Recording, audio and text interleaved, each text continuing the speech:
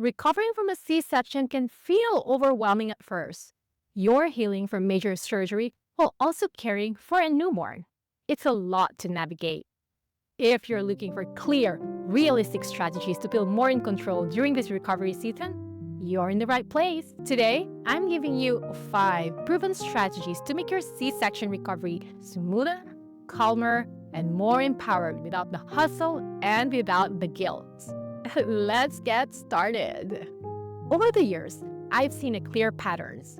Moms who recover with structure and intentional steps tend to heal faster and feel better, both physically and emotionally. Healing after a C-section isn't about pushing through. It's about working with your body. Small, strategic moves now can make a huge difference later. That's the mindset I want you to have as we go through these steps. Tip 1. Optimize how you get out of bed. First, how you move matters, starting with getting out of bed. After a C-section, avoid trying to sit straight up from lying flat. Instead, roll onto your side, bend your knees, and then use your arms to push yourself up into a seated position. This log roll method protects your abdominal muscles and your incision. It minimizes unnecessary strain and helps you move with a lot less pain. This one adjustment can make your mornings and your nights much easier. Tip 2. Stay ahead of pain, or I call it strategic medication management. Be proactive with pain management. It's very common to wait until you're hurting badly to take medication, but by then, it's harder to get comfortable again. In those early days, take pain medication on a regular schedule, exactly as prescribed. This approach isn't about weakness. It's about supporting your ability to move, breathe deeply, and heal more efficiently. Pain management is a smart part of your recovery plan, not a shortcut. Tip 3. Set up your recovery environment. Before you even need it, set up a recovery station near your bed or your main resting area. Have essentials within arm's reach. Water, healthy snacks, medication, your phone charger, baby supplies, anything you'll use often.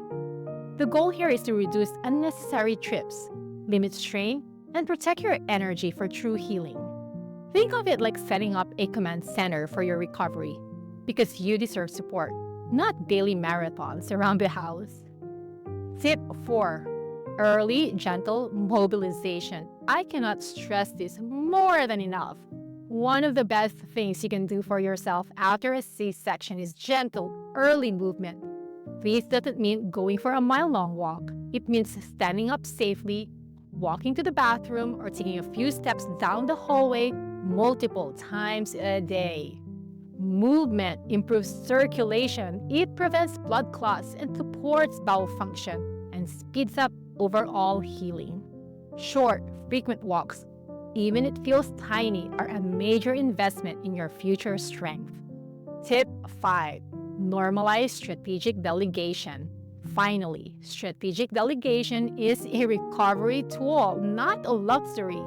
This is a time to ask for help with lifting, carrying, household chores, or even bringing the baby to you when needed.